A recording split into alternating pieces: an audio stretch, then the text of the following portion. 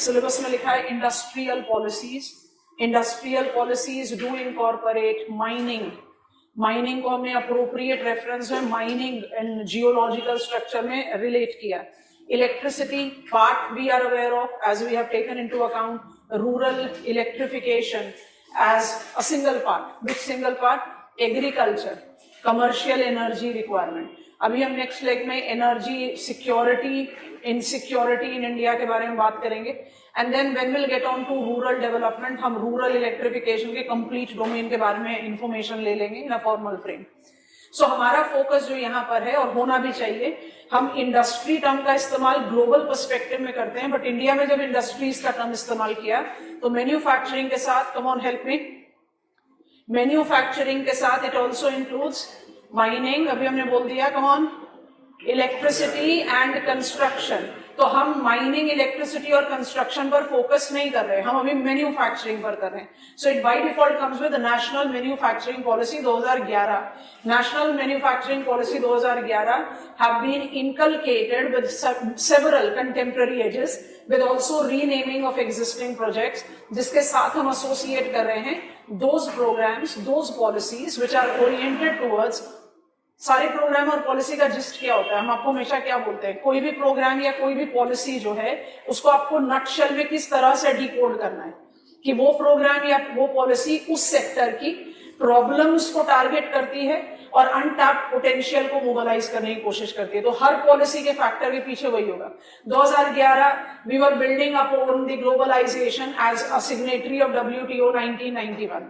उसके डोमेन में जब UPA government came into force, it by default maintain कि मुझे 100 बिलियन न्यू जॉब्स क्रिएट करने हैं in manufacturing to mobilise demographic dividend. And with the passing time, there has been the mobilization of new elements to it, like PLI सबसे youngest version में count कर लीजिए। NIMZs 2011 के साथ related है।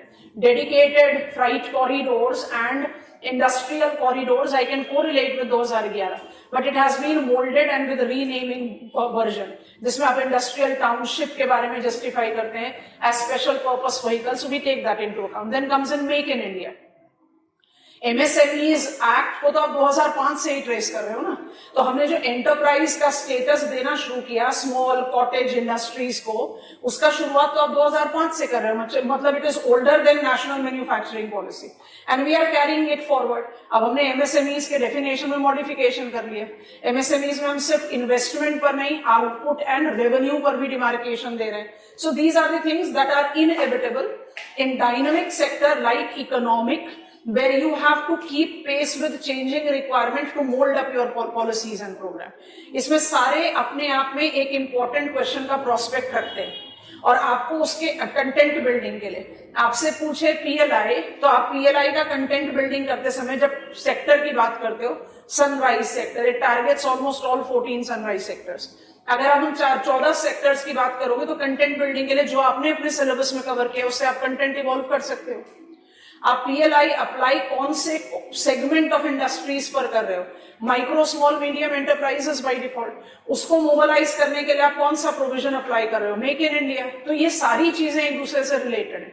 इन सबको मोबिलाइज करके आप एक इंडस्ट्रियल टाउनशिप को इमेजिन करेंगे और मल्टीपल इंडस्ट्रियल टाउनशिप को कंबाइन करके इंडस्ट्रियल कॉरिडोर को जस्टिफाई करेंगे। That is how it should be interlinked. So I have given you list, मदद करा दो। Manufacturing, I am not referring it as policy 2011, हम सिर्फ लिख रहे हैं मैन्युफैक्चरिंग पॉलिसी। कौन कौन से प्रोविजंस हैं जो हमें फोकस आउट करने हैं? So we begin with PLI, क्योंकि ये मुझे सबसे एलिमेंट्री एंड सबसे कंटेम्प्रेरी एस्पेक्ट के साथ रिलेट कर रहा है। जैसे इसको लर्न आउट कर लेंगे फिर हम चले जाएंगे make in India. Make in India को आप बाय डिफॉल्ट इनिशिएट करते हैं UPA 1 के टाइम से। 2014, 15, 16 we had mobilized on important make in India। Simple बस पॉइंट फैक्टर इसका है, make job seekers job creators. और जॉब सीकर्स अगर जॉब क्रिएटर्स बनना चाहते हैं तो they have to think outside the conventional box, क्योंकि जितने जॉब सीकर्स की नंबर इंक्रीज हुई हैं उतने नंबर में उतने many fold we have not created job prospects in conventional sector. और अगर चाइना जैसा मोल्ड करना है इंडिया को, truly modifying, evolving, getting benefit from what is called demographic dividend, then India requires to mobilize gainful job, सिर्फ job नहीं, gainful job, जिसकी जैसी क्वालिफिकेशन उस हिसाब से। और दूसरी चीज, rural areas are already excessive pressurised, heavy pressure है पॉपुलेशन का वहां पर। एग्रीकल्चर में कोई स्टैग्नेशन नहीं, हम बिल्कुल नहीं कह रहे कि Indian agriculture have become stagnant, not at all, but agriculture या रूरल एरिया जो है ओवर प्रेशराइज्ड है पॉपुलेशन से। So if I have to truly mobilise demographic dividend, मुझे engines of growth urban places को टारगेट करना पड़ेगा, और अर्बन एक्टिविटीज डेफिनेटली एग्रीकल्चर नहीं होती है, इट इज मैन्युफैक्चरिंग और माइनिंग। मैन्युफैक्चरिंग, माइनिंग, ट्रांसपोर्टेशन, हम इंडिया में उसको कहते हैं सर्विस सेक्टर। तो it has to be with manufacturing, umbrella term लेते हैं, it has to be with industry, और it has to be service sector. That is how make in India makes up an important domain. उसके बाद हमारा third step काफी significant हो जाता है, because it takes into consideration major block, माने foundation, base. जब आप बात करते हो मैन्युफैक्चरिंग कैपेसिटी इन इंडिया, तो सबसे बड़ा बेस जो है, सेटलमेंट ज्योग्राफी में पढ़ा था ना, settlement system is comprised of larger number of smaller and smaller number of larger settlement. तो अदानीज और अंबानीज को काउंट कर लो ना, 1 2 इस तरह के बिजनेस कॉन्ग्लोमरेट 2 3 4 5 10, उससे ज्यादा क्या। एमएसएमईज जो है वो बेस क्रिएट कर रहे, तो they have got the most prominent number functioning unit, तो बाय डिफॉल्ट एमएसएमईज का डोमेन आता है। एमएसएमईज को आप कोरिलेट करते हो बहुत सारे प्रोविजंस के साथ, जिसमें ईबीआरसी भी आ जाएगा, स्फूर्ति भी आ जाएगा, so will take that into account. अब मदद करो चौथा, एनआईएमजी हमने रीनेम कर दिया है, पर अभी हम एनआईएमजी के साथ ही रिलेट करें, क्रक्स वही है, बस नाम बदल दिया है। NIMZs are correlated with industrial townships. Done, यहां पर खत्म कर देंगे।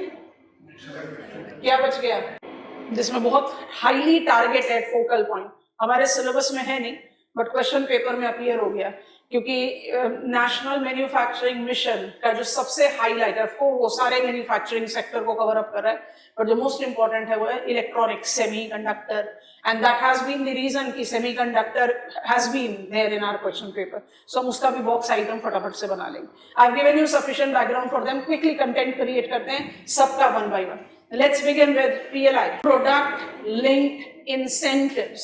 Quick pointers. Involves the provision of companies receiving direct financial benefits. Direct financial benefits. Bracket में चाहिए incentives on sales that exceeds base year. PLI have been implied to 1440 sunrise sectors, so as to facilitate dash करके लिखो A, technology transfer and value addition, B, research development push and innovation, C, MSMEs growth and capacity expansion, D and final institutional reforms dash डाल के लिखेंगे with a single window clearance and ease of doing business.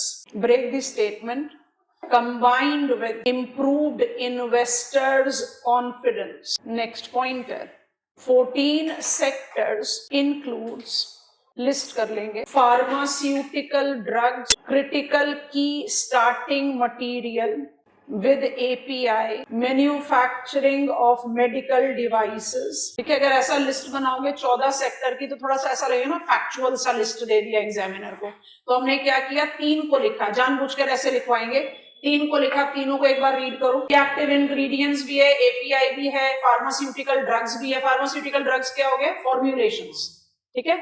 अच्छा, और last हमने क्या लिख दिया, medical equipments. तो इन तीनों को क्लब करके किसमें डाल दें, हेल्थ सर्विसेज सेक्टर में, तो क्लब कर दो और लिख दो। अगर आपको स्कोप नहीं लग रहा कि 14 के 14 लिखोगे, तो आप कैटेगरीज तो स्पेसिफाई कर ही सकते हैं ना। I think it is making sense, है ना। 3 लिख दिया, अब आगे कंटिन्यू करो, चौथे पर आ जाओ।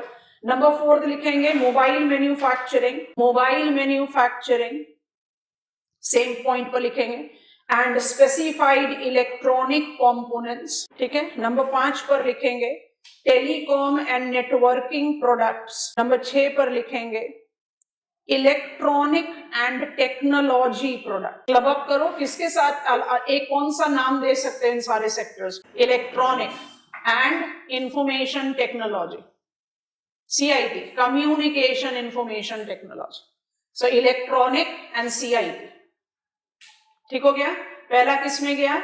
Medicine and health. दूसरा किस में चला गया? Communication, information technology and electronics. I think this is comfortable. List को कंटिन्यू करते हैं. नेक्स्ट नाम लिखेंगे स्पेशलिटी स्टील. याद आ रहा है? High performing steel which are added with value, combining it with chromium, nickel. Specialty steel लिख दिया. नेक्स्ट को लिखो white goods. दोनों में ज्यादा कुछ रिलेशन नहीं है, पर फिर भी साथ में क्यों कंबाइन कर दिया? सोचो जरा. हमने आपको आयरन स्टील सेक्टर को कौन से दो कैटेगरीज में डिवाइड किया? हर बच्चा कन्वेंशनली कहता है भाई आयरन स्टील सेक्टर को ना कर दो stainless steel, carbon steel, the steel that is identified with the chromium mix. You have taken up specialty steel. चलो वो कैटेगरीज अप्लाई कर दिया, ठीक है, समझ में आ गया. लेकिन नहीं, इंडस्ट्रीज को आप उस पॉइंट पर क्लासिफाई नहीं करते. कैसे करते हो? Long and flat. अच्छा, आप देखेंगे स्पेशलिटी स्टील किस कैटेगरी में चला जाएगा? लॉन्ग लॉन्ग लॉन्ग में जाएगा. और फ्लैट किस में चला जाएगा? White goods. व्हाइट गुड्स क्या होते हैं? Big consumer durables, air conditioners, refrigerators, जो बिग होते हैं उनको आप बोलते हैं व्हाइट गुड्स. ठीक है, तो क्लब अप करके ले लो flat, long, iron steel product. Of course speciality steel flat में भी जा सकता है, बिल्कुल सही है, लेकिन दोनों को हम कंबाइन करें, बस एक अपने लिए थोड़ा सा ईज क्रिएट आउट करें और कुछ नहीं. आगे लिस्ट बढ़ाते हैं. We have got automobile and auto components. Next हमारे पास है advance chemistry cell ACC batteries. Next हमारे पास है टेक्सटाइल प्रोडक्ट्स. नेक्स्ट है food product and finally last two high efficiency solar. High efficiency solar photovoltaic PV modules with last name drones and drone components. अब जरा textile में हमें specification दे दो. हमने जानबूझकर आपको स्पेसिफिकेशन दिया नहीं. टेक्सटाइल में PLI किस पर अप्लाई किया गया है? क्या सारे टेक्सटाइल पर PLI अप्लाइड है? नहीं. जल्दी बताइए किस पर है? Man made fibre and technical textile. तो ब्रैकेट में चाहिए तो वो लिख सकते हैं. जब आप फूड प्रोडक्ट्स की बात कर रहे हो तो आप किस प्रोडक्ट्स की बात कर रहे हो? फूड प्रोसेसिंग में PLI किसके साथ एसोसिएट करा है? PLI scheme for food processing industry. शाबाश. Ready to cook and ready to eat products. याद आ रहा है ना? फूड प्रोसेसिंग इंडस्ट्री में हमने स्पेसिफाई किया. बाकी ड्रोन, PV सेल्स, ये सब हमारे अभी स्टडी में आए नहीं है, उनको आपने ऐसे लिस्ट क्रिएट कर दिया. कंक्लूड कर रहे हैं इस ब्लॉक को. लास्ट पॉइंट लिखेंगे. 14 सेक्टर के नाम लिखवा दिए, जहां तक ऑर्गेनाइज हो सकता था ऑर्गेनाइज भी करा दिया. Last point, by providing all these sunrise sectors with required innovation, integration with global supply chain, PLI is not just reshaping the factories, but is also encouraging Indian growth in global manufacturing base towards fulfilling Atmanirbhar Bharat and Viksit Bharat vision. And please notice, among the objectives of PLI, Make in India is written as one of the 4. तो ऐसा बिल्कुल भी नहीं है कि ये सारे policy provisions water tight compartment है, सब एक दूसरे को साथ रिलेट आउट कर रहे हैं. और हम हमेशा यही कोशिश करते हैं समझाने की कि आप इसको बस इसी तरह से विजुअलाइज करेंगे कि PLI या मेक इन इंडिया जो है ये अप्रोचेस हैं, ये प्रोग्राम्स हैं, उनको आप इंप्लीमेंट कहाँ कर रहे हो? Micro small medium enterprises plus large enterprises में, यही कर रहे हैं ना. और इंप्लीमेंटेशन का स्पेशियल डायमेंशन क्या है? टाउनशिप्स है. और मल्टीपल टाउनशिप्स को कंबाइन कर दो तो क्या बन जाएगा? इंडस्ट्रियल कॉरिडोर्स बन जाएगा. बस यही लॉजिक आपको अप्लाई करना है. तो जो सेगमेंट है वो MSMEs प्लस लार्ज इंडस्ट्रीज है. पॉलिसी फ्रेमवर्क जो है वो PLI और मेक इन इंडिया है. तो जब आप इंडस्ट्रियल कॉरिडोर्स पर भी लिखोगे तब भी आपको लिखना क्या पड़ेगा? Industrial townships where industries are being normalized with the provision of Make in India with PLI. Content तो वहीं से ही आएगा. तो सारी चीजें इंटररिलेट करेंगे. बट जब आप मैन्युफैक्चरिंग पॉलिसी पर आंसर लिख रहे हो तो let them be separate the way we are handling it. आ जाइए ब्लॉक 2 में. Make in India. Make in India, a line of introduction.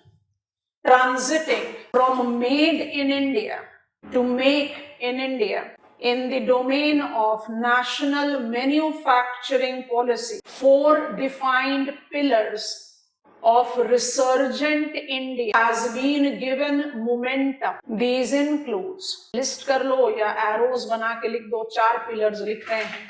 New mindset, new process, new infrastructure and new sectors. Bracket में new sectors के लिए जरूर लिख लीजिए. As defense, rail sector that have remained absolutely in public sector or government control. Okay, next pointer. Involving the objective of creating more than 100 million new jobs in manufacturing sector.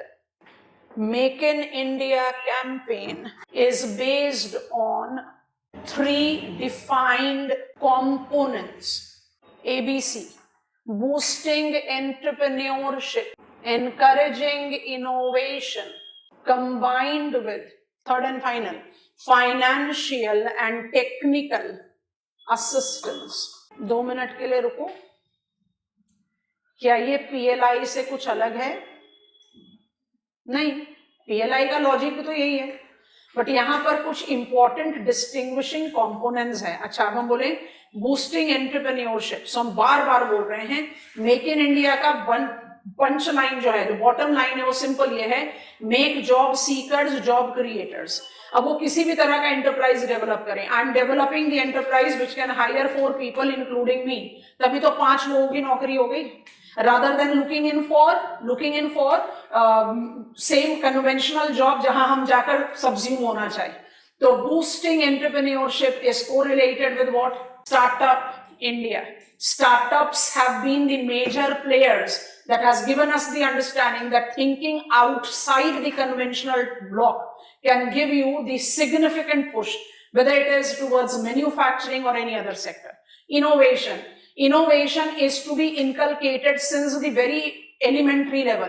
That is the reason Atal Innovation Mission, we have started mobilizing AIM at the school level. Now every school is incorporating वो जो बिल्कुल हमारा conventional root model जिससे हम education लेकर आगे बढ़े या आप लोग भी आगे बढ़े हो, we want to take that to change because it is very logically done. हमारा जो एजुकेशन सिस्टम है वो इवन विद प्रोफेशनल लेवल्स, हम इंजीनियरिंग कोर्सेज को अगर जनरल असेसमेंट दे तो majority of them are having that curriculum जिसका कि मार्केट में कोई वैल्यू ही नहीं है, कोई वैल्यू नहीं है.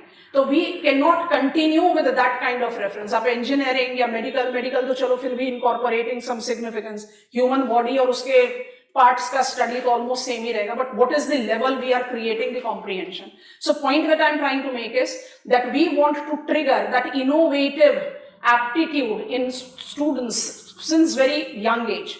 Now, if I want to boost entrepreneurship and I want to inculcate that innovative mindset, there is also very strong requirement of providing them with financial support. Without financial support, such push cannot be applied. And that is the reason Mudra, we know that it is also in ICU, but I'm not talking right now about what has been applied as non-performing asset. That is altogether a different story. But it has been the approach by which we have been inculcating SIDBI, Small Industrial Development Bank of India, along with the micro unit refinancing development, Mudra. I have got applied it to the rural areas where we are having on rural entrepreneurship boosting program. इसलिए आज की date में थोड़ा सा reluctant होते हैं हम ये बोलते हुए कि rural areas are absolutely agriculture. Rural entrepreneurship incorporate more cascading development compared to urban. क्योंकि जो रूरल एरिया में जो मेजर एग्रीकल्चर सेंट्रिक एक्टिविटीज रही, that has created more vulnerability. So now we are having more of notified MSMEs that are in rural semi-urban areas rather than true urban areas. So there are 3 blocks, 4 pillars हैं और 3 blocks हैं जिसमें आप make in India को complete कर सकते हैं. बिल्कुल ब्रीफ डिटेल्स में ये सब के बारे में लिख रहे हैं. बूस्टिंग एंटरप्रेन्योरशिप, ABC कर लो या बस उसी के साथ पॉइंटर्स बना के लिख. Relates to successful startups that have justified practical validity 4 pillars of make in India. Promoting innovations, underline dash डाल के लिखो. It aims at developing the capacity to project outside conventional blocks. Bracket में लिखेंगे new mindset. Break the statement. Atal innovation mission that aims at inculcating innovative mindset forms important support for it. C. Financial and technical assistance. Underline करके dash डाल के लिखो. Marked up its beginning as a self-employment and talent utilization. Setu. Self-employment and talent utilization. Integrated with SIDBI, Make in India loan for small enterprises. Break the statement. Integrated with Mudra, micro units development refinance agency. Star mark करके लिखेंगे. Increasing challenges of NPAs. Since 2021 budget proposal, guarantee emergence credit lines GCL have been mobilized, manufacturing potentials within the country. Smile को देखो तो क्या है? Make in India loan for small enterprises. मुद्रा क्या है? It is refinancing agency for small medium enterprises. तो आप यहां पर फिर से नोटिस करेंगे कि आप मेक इन इंडिया में भी किस लेवल के एंटरप्राइजेस को फोकस कर रहे हो. जब आप बूस्टिंग एंटरप्रेन्योरशिप करोगे या you are taking up the reference of innovative skill, to begin with it has to be at a smaller scale. Eventually it can grow to become any level. आपके बहुत successful example in wide spectrum में associate होते हैं. अभी जिस field में हम हैं, हमारी फील्ड में आप जज करें तो we had on the introduction of physics वाला इन सिक्योरिटी मार्केट्स. बहुत अच्छा example of edu company in startup पे है. फिर बहुत अच्छे एग्जाम्पल्स अब आपके पास आते हैं जैसे मामा अर्थ है. It has never been identified whether the organic product debated है, but it has evolved as a huge market. अब वो huge market को आप किस तरह से associate कर रहे हैं? It marked up its beginning as a small enterprise and eventually have multiplied. So it cannot grow. It cannot begin something as very huge or big. That can be done only by Adanis and Ambanis. You want to create entrepreneurship with every individual. तो वहां पर आप innovation inculcate करना शुरू कर रहे हो at the very elementary level and you are trying to provide on the entrepreneurship mindset with the support of finance और सेल्फ टैलेंट यूटिलाइजेशन. तो टैलेंट तो is inculcated in your training. वही बात करी जाती है. It's not just with artificial intelligence. Industrial revolution 4 and 5. Industrial Revolution 4 and 5 by default is giving challenge to all the conventionally trained professional. आने वाले 5 से 10 साल, आपको ये टाइम भी बहुत छोटा ही लग रहा है, इससे भी कम हो जाएगा. Maximum of the conventional jobs will be gone. So you cannot do without innovating or innovative approaches. That is what is the crux of Make in India. Success, failure, we can easily understand. Things have not taken that turn that we wish to take. But there has been the push and momentum which is going on. This push and momentum by default is going different. I'll not say against, I'll say different from the conventional manufacturing policy. Because here we are taking up the reference of new approaches. और जहां पर एक brief minor success हमें दिखाई दिया, that is the reason we integrated PLI. PLI को कहां पर पुश कर दिया? भाई मेक इन इंडिया के डोमेन पर ही रहोगे, MSMEs के डोमेन पर ही रहोगे, but we want to give you additional incentives. जैसे हम आपको बोलते हैं ना चॉकलेट मिलेगी, छोटी सी चीज है लेकिन it gives you the push, it gives you the momentum that yes I can do further towards it, that kind of thing. So it relates there. PLI relates to MSMEs, MSMEs relates to make in India. तो आप इन सबको policy framework of industry के साथ relate करते हैं. Why MSMEs as prominent? Because our major industrial base is MSMEs. Large player business houses तो बहुत कम है, we can count them on fingers. But when I talk about manufacturing, and this is very important for us to apply, that is the reason MSMEs cannot be removed out from the manufacturing policy. तो क्या PLI is applied है MSMEs पे? बिल्कुल है. Make in India applied है? बिल्कुल applied है. But MSMEs क्या है? We want to go there. So PLI for 14 sectors, mobilization of increasing Indian presence in the sunrise sector in the global domain, global industrial map. And making India one of the prominent export hubs when it comes to manufacturing product. What is Make in India? Make in India is based on 3 objectives, 4 pillars. New mindset चाहिए, new process चाहिए, new infrastructure चाहिए और new sector चाहिए. Infrastructure हमारा next leg of study है. Road infrastructure, rail infrastructure, civil aviation infrastructure, that will give us the learning. And जो new sectors हैं, अभी हम जैसे industries conclude करना शुरू करेंगे, we'll talk about CPSC's regulation act. हमने मॉडिफाई कर दिया सीपीएससी का definition. Non strategic, strategic and exempted. तो बहुत आसान सा काम है, 10 मिनट का. वो हमें जस्टिफिकेशन दे देगा कि हम ना नए सेक्टर की बात करें. स्पेस इंडस्ट्री में भी तो प्राइवेट हैंड आ गया.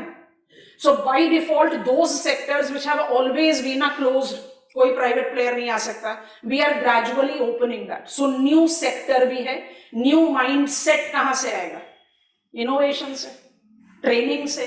आप उस न्यू माइंड सेट को सपोर्ट कैसे दोगे? मेरे दिमाग में बहुत सारे विचार चल रहे हैं, पर उसको इंप्लीमेंट कैसे करें? उसको इंप्लीमेंटेशन के लिए मुझे सपोर्ट चाहिए. वो सपोर्ट टेक्निकल सपोर्ट भी हो सकता है, वो सपोर्ट फाइनेंशियल सपोर्ट भी हो सकता है. अब आप इमेजिन करो, बहुत हम्बल सा एग्जाम्पल समझा रहे हैं. हम अरुणाचल प्रदेश के एक ट्राइबल पॉपुलेशन है. बैम्बू बेस्ड इकोनॉमी बहुत स्ट्रांग है वहां. हम कन्वेंशनली बैम्बू बास्केट बनाते हुए आ रहे हैं with all my requirement, household requirement, community requirement. अब I know that I can have, because of education, awareness, infrastructure, connectivity, now I am aware of कि इसका ना बड़ा मेजर मार्केट मोमेंटम हो सकता है. तो मुझे पता है कि कैसे बनता है, बट मुझे अब उसको लार्जर स्केल पर बनाना है. पहला पॉइंट. दूसरा पॉइंट, लार्जर स्केल पर बनाते हुए मुझे मार्केट लिंक चाहिए, बिकॉज उस स्केल पर बनाने के बाद वो कहीं भी मेरे कम्युनिटी में नहीं बिकेगा. तीसरा, I have to modify it, mould it to that extent कि उसका मार्केट वैल्यू बढ़ जाए. क्योंकि सारे अर्बन हाउस होल्ड में आप बैम्बू बास्केट में थोड़ी अपने फ्रूट्स को इकट्ठा करोगे. तो सोचो कि उसको आपने थोड़ा सा मॉडिफाई किया. क्या कर दिया? बास्केट को ही अपसाइड डाउन कर दिया और उसमें एक इलेक्ट्रिक बल्ब का सॉकेट लगा दिया. हो गया elite lamp shade in urban living area. ये क्या हुआ? Innovative thought process. इनोवेशन का मतलब नहीं कि आपको टेक्निकल ट्रेनिंग लेकर आनी पड़ेगी, उसके लिए आपको सपोर्ट दिया जा रहा है. आपने उसको बड़े स्केल पर बनाना है तो रॉ मटेरियल का एक्विजिशन, प्रोसेसिंग, मार्केटिंग लिंक, उसके लिए आपको फाइनेंशियल सपोर्ट दिया जा रहा है. So you have to understand कि make in India just like PLI का तो फिर भी आपने 14 सेक्टर स्पेसिफाई करेंगे. Make in India is applicable to all manufacturing sector. And by default when I say all, micro, small and medium enterprises are in the most prominent frame to it. So innovation, financial support, इनको ना अलग से कुछ out of thought process, out of this world करके नहीं सोचना है. You have to understand it like this. बहुत elementary चीज है. जो हम प्रोड्यूस करते आ रहे हैं उसी को कैसे मॉडिफाई कर दे, उसी को कैसे कॉस्ट कॉम्पिटिटिव कर दे, उसी को हम किस तरह से ग्लोबल मार्केट पर शोकेस कर दे, उसी की प्रोडक्टिविटी को हम किस तरह से एनहांस और प्रोडक्शन को स्टेबलाइज करें, that we are not. Example, आपको किसी एक शॉप का कोई एक प्रोडक्ट बहुत अच्छा पसंद आया, एक बार एक एक्सीडेंटल एक्सपेरिमेंट वे में आपने उसको कंज्यूम किया, आपको बहुत पसंद आया. अब आपने कहा कि मुझे तो वहीं से ही अटेन करना है इसको. दूसरी बार गए, बंद मिला. तीसरी बार गए, बंद मिला. चौथी बार गए, बंद मिला. कहोगे छोड़ो यार, किसी और से लेते हैं. तो ये बंद मिला का क्या मतलब है? कंसिस्टेंसी ऑफ एक्सपोर्ट नहीं है, कंसिस्टेंसी ऑफ सेल नहीं है. जब तक ये कंसिस्टेंसी नहीं आएगी, we can not mark our presence in the international front. और आज की डेट में तो it's very difficult for us to say कि ये बाउंड्री लाइन बन गई है, ये मेरा डोमेस्टिक मार्केट है, ये मेरा international market. It has become netted, if not completely open, क्योंकि अभी भी quantitative restriction to protect the sector हो सकता है, but it has become netted. और नेटेड भी कैसा है? फंडामेंटलिस्ट आइडियोलॉजी वाला नेट नहीं है, छोटे छोटे बड़ा साइज का नेट है. तो बहुत सारी चीजें अदरवाइज भी आ सकती है, dump. So you have to take care of all that, and that is the reason make in India. I hope it is comfortable. So pushing innovation, pushing financial support, let it be the conventional task, but it should be taken up into a different perspective. कोई जरूरी नहीं कि आप नई चीज ही शुरू कर रहे हो, आप पुरानी चीज को भी नए मोमेंटम में भी डेवलप कर रहे हैं. आप पहले रॉ फ्रूट्स बेच रहे थे, अब आप उसको प्रोसेस कर रहे हो. पहले आप सिर्फ हनी बेच रहे थे, अब आप हनी के मल्टीपल प्रोडक्ट्स को दे रहे हो. तो क्या कर रहे हो? वैल्यू एडिशन ही तो कर रहे हो. That is innovation. अब आ जाइए एमएसएमईज पर. सबसे इंपॉर्टेंट ब्लॉक है, थोड़ा इलैबोरेट कंटेंट होगा. I want to begin with this statement. MSMEs, star mark statement के साथ शुरुआत करें. These enterprises involves all the development policies and programs integrated with PLI and Make in India. Next, MSMEs, denoted as regulated enterprises, involves both manufacturing and services sector. Modification in the definition of these enterprises not just includes, underline karna, investments in plants and machineries, but also turnover as the criteria of segregation. Bracket में चाहिए तो लिख लीजिए micro, small and medium in increasing order of size. Next, MSMEs sector have emerged as highly vibrant and dynamic sector of Indian economy. Put a dash and write down. That is widening their domain. That is widening their domain across sectors of the economy, producing diverse range of products and services to meet domestic and global demands. Next pointer, significance of MSMEs relates to, list करेंगे, fostering entrepreneurship. Next, generating large employment opportunities.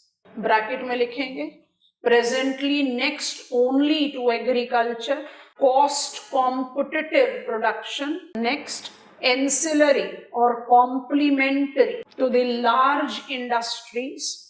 क्या example दिमाग में आ रहा है लिखते समय? Auto component को MSMEs में ले जाओ और ऑटोमोबाइल असेंबलेज को लार्ज इंडस्ट्री में ले जाओ. I think you are understanding it. So that is how it is. Next is the most prominent tool. इस पॉइंटर को तो स्टार मार्क के साथ लिख लो. Is the most prominent tool of inclusion and decentralization of industrial growth. There are multiple benefits when it comes to MSMEs. MSMEs को 2005 में enterprise का status दिया गया. उससे पहले MSMEs नाम का टर्म हमारे कंट्री में एग्जिस्ट नहीं करता था. हम टर्म इस्तेमाल करते थे small industries, cottage industries, house hold industries, इस तरह के टर्म्स का इस्तेमाल किया जाता था. जब MSMEs को 2005 में एंटरप्राइज का स्टेटस दिया गया विद मैन्युफैक्चरिंग एंड सर्विस, तो माइक्रो स्मॉल मीडियम, हम पर्पसफुली वैल्यू नहीं लिख रहे कि 25 लाख था अब आपने उसको बढ़ाकर 5 लाख बना दिया. आई am not talking about that because that is a dynamic which can mark up it's modification. Change क्या है डेफिनेशन में? माइक्रो स्मॉल मीडियम वही इंक्रीजिंग ऑर्डर पर है. दोनों ही केस में सर्विस और मैन्युफैक्चरिंग इंक्लूडेड है. इन्वेस्टमेंट एंड टर्नओवर केस में आप सर्विस को थोड़ा हायर वैल्यू पे रखते हो कंपेयर टू मैन्युफैक्चरिंग. बट जो ओल्डर 2005 का डेफिनेशन उसके मुकाबले में जब आप आज बात कर रहे हो तो ऑफ कोर्स इन्फ्लेशनरी ट्रेंड को देखते हुए आपने इन्वेस्टमेंट का लेवल जो है वो बढ़ाया, दैट इज एविडेंट. उसके साथ जो चेंज है, जो सबसे इंपॉर्टेंट है, वो ये है कि हम अर्लियर एमएसएमईज को डिमार्केट करते थे कि उसका इन्वेस्टमेंट लेवल क्या है. आज हम डिमार्केट करते हैं investment level with turnover. So there is more practicality which has been given. MSMEs is the base of Indian manufacturing and service. इसलिए सबसे इंपॉर्टेंट रेफरेंस है कि क्योंकि बेस है तो सबसे ज्यादा डिसेंट्रलाइज्ड है.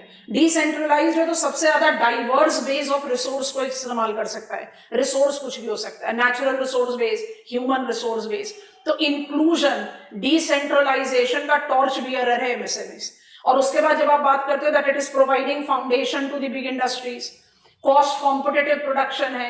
It is the largest employer, one of the largest employer. Agriculture के बाद एमएसएमईज ही आ रहा है. And when I take up the reference of this vibrant, ever growing, diversified sector, I can not rule it out to be the principal constituent in the manufacturing and service. हम by default अभी manufacturing पर focus कर रहे हैं. तो MSMEs को growth देने के लिए what have been the important purview that has been mobilized. तो इंट्रोडक्शन में तो लिख ही दिया सारे PLI इंसेंटिव्स और सारे make in India component MSMEs पर अप्लाइड है. बट उसके अलावा स्पेसिफिक टू MSMEs क्या है, we are taking that into account. तो दो तो बहुत आराम से जा रहे हैं. 2010-11 में, 2005 में हमने एंटरप्राइज स्टेटस दिया था. तो assessment of MSMEs functioning, there was the understanding of two things. ध्यान से सुनना. तो वो दो जो कन्वेंशनल प्रोग्राम है वो लगातार चले आ रहे हैं। हम कुछ लिख भी देते हैं साथ में, थोड़ा सा आसान हो जाएगा। हमने आपको बताया एमएसएमई थोड़ा सा बल्कि और कॉन्स्टिट्यूएंट है। तो जब micro small and medium enterprises के प्रोग्राम्स की बात करते हो, what are the policies that we have mobilized for the growth of MSMEs, जिसके पास इतने सारे पॉजिटिव फैक्टर्स हैं। तो एमएसएमईज के साथ 2011 से दो चीजें जस्टिफाइड हुई। एक, we have to generate out cluster. अब आप सोच के देखेंगे, क्लस्टरिंग, अग्लोमरेशन इकोनॉमीज। क्या होता है अग्लोमरेशन इकोनॉमीज? किसने बताया था agglomeration economies? Not as term but a concept. किसको क्रेडिट करते हो? Agglomeration economies express. क्रिटिकल आइसोटोपेन जितना ओवरलैप करेगा उतना बेनिफिट देगा। जो ट्रिपल ओवरलैप उसको प्राइमरी एग्लोमरेशन बोलते हैं, जो डबल ओवरलैप था उसको हम सेकेंडरी एग्लोमरेशन बोलते हैं। What is agglomeration economy? Clustering का बेनिफिट। क्लस्टरिंग का क्या बेनिफिट होता है? रिसोर्स शेयरिंग का बेनिफिट। भाई मुझे भी अपने फंक्शनिंग यूनिट को रन करने के लिए इलेक्ट्रिसिटी इंफ्रास्ट्रक्चर चाहिए, ट्रांसपोर्ट इंफ्रास्ट्रक्चर चाहिए, मार्केटिंग लिंक चाहिए। वो सब चीजें मैं खुद अपने लिए डेवलप करूं वर्सेस जो ऑलरेडी डेवलप्ड है उसी में फिटिंग करने की कोशिश करूं, तो मेरा सेकंड केस में ज्यादा कॉस्ट कॉम्पिटिटिव ग्रोथ हो सकता है। हमारे कंट्री में MSMEs cluster development program, CDP बोलते हैं, क्लस्टर डेवलपमेंट प्रोग्राम का एक और प्रॉब्लम है, एक और फैक्टर है, एक और टारगेट है। थोड़ा दिमाग लगाओ। Non performing assets. आपने अभी पीएलआई में भी लिखा, इन्वेस्टर्स का कॉन्फिडेंस बढ़ाना। जो पोटेंशियल इन्वेस्टर्स है या जो पोटेंशियल लोन सप्लायर है, क्रेडिटर है, इन्वेस्टर हो चाहे क्रेडिटर हो, आपको उनको इस तरह का अश्योरेंस तो देना पड़ेगा कि उनका पैसा डूबेगा नहीं।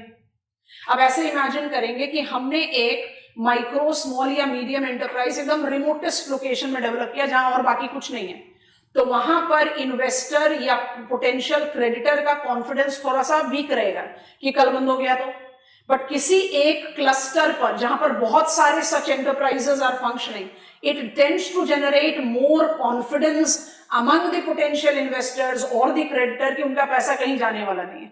And this is very important in case of India's सबसे pressured component हमारी इकोनॉमी का जो आज की डेट में वो एनपीए है। अब आप उसको रिमूव नहीं कर रहे हो, आप सिर्फ उसको माफ करके रिकॉर्ड बुक से हटा रहे हो, लेकिन वो कहीं से हटा नहीं है हमारे कंट्री में। And when we try to take up that NPA into account, तो ये एमएसएमई क्लस्टर डेवलपमेंट प्रोग्राम बहुत इंपॉर्टेंट है। तो कन्वेंशनल डेवलपमेंट में एमएसएमई प्रोविजन जाता है क्लस्टर डेवलपमेंट, दो कंपोनेंट के साथ, resource sharing which by default goes with agglomeration economies, और दूसरा increasing confidence of investors as well as creditors। क्योंकि हमें बहुत क्लियरली जस्टिफाई करना है या रेगुलेट करना है कि we are suffering from non performing assets. ठीक, अच्छा, इसके बाद जो दूसरा एक कन्वेंशनल आता है वो prime ministers employment guarantee program आता है। जब आप जस्टिफाई करते हो एमएसएमईज का मोबिलाइजेशन, तो we always associated with the growth of employment guarantee. What is the point? आप अपने एग्रीकल्चर, हमने जब सोशल फॉरेस्ट्री पढ़ा तो हमने कहा आप लैंडलेस लेबरर हैं, लैंडलेस लेबरर के पास लैंड नहीं है तो वो mercy of the land owner है, जॉब आज मिलेगी कल नहीं मिलेगी। उसके कंपैरिजन में अगर हम कम्युनिटी लैंड पर कम्युनिटी सेल्वी पास्चर कल्चर करें तो it will be more like मैंने किया मेरा राइट है। You are selling it and you are acquiring the things. This is how we have facilitated dash forestry, extension forestry, job creation किया, और वही extension forestry को हमने काफी एक्सप्रेशन में इस्तेमाल भी कर लिया। Off farm dry land farming practice, या अभी बिल्कुल रिसेंट पास में पेपर सेल्यूलोजिक वुड बेस्ड, क्योंकि अगर आप फॉरेस्ट से वुड एक्सट्रैक्ट करोगे तो वो तो अनसस्टेनेबल प्रैक्टिस हो गया। So point that I am trying to prove is that I can generate out employment outside agriculture also. I can create out employment outside conventional service and manufacturing sector also, in rural as well as urban area, with the mobilization of micro small and medium enterprise की शुरुआत आप बिल्कुल आराम से 2011-12 से जज कर सकते हो। तो कन्वेंशनल टैग है एमएसएमईज के साथ। जो मॉडर्न टैग है वो आईसीटी इंटीग्रेशन है। इसी में आपको ज्यादा इंपॉर्टेंट चीजें पढ़नी है। एमएसएमईज लिखा हो तो दोबारा नहीं लिख रहे। संबंध, समाधान, संपर्क, चैंपियंस ई बिज ICT इंटीग्रेशन। तो हमने जो न्यू चीज ऐड की है वो डेफिनेशन को मोल्ड किया कि भाई हमने डेफिनेशन में not just to keep pace with the inflationary trend investment की वैल्यू को बढ़ा दिया, बट हमने एमएसएमईज के डेफिनेशन में टर्नओवर को भी इंक्लूड किया। और आज की डेट में एमएसएमईज में जो स्पेसिफिक प्रोविजन जो थोड़ा सा अलग जा रहा है कन्वेंशनल डोमेन से, वो आईसीटी इंफॉर्मेशन कम्युनिकेशन टेक्नोलॉजी का इंटीग्रेशन। पहले समझ कर लिखते हैं, उसके बाद फिर आप इसको कॉपी करना, फिर आप खुद ही बनाकर बॉक्स में डाल देना, तो सिनॉप्सिस रेडी हो जाएगी। Quickly getting on to each of the provisions. Next pointer बनाइए, policy provisions specifically implied to MSMEs includes 1. MSE's Cluster Development Program, MSE's Cluster Development Program, underline कर लो, dash डाल के लिखो, that aims at enhancing, ये तो technical term है तो हम लिख रहे हैं, agglomeration economy, dash डाल के लिख लीजिए, that is benefit of resource sharing. Create next pointer. It also correlates to increasing confidence of investors as well as potential creditors in light of NPAs, non-performing assets related challenges. अब आइए number 2 पर, PM employment generation programme, underline करके dash डाल के लिखेंगे, that directly correlates to flagship skill development initiatives. This is information repeated class. Flagship skill development initiatives, dash डाल के लिखो ए, प्रधानमंत्री कौशल विकास योजना, that is flagship skill certification scheme, that is a flagship skill certification scheme to train youth in industry relevant skills for better livelihoods. B.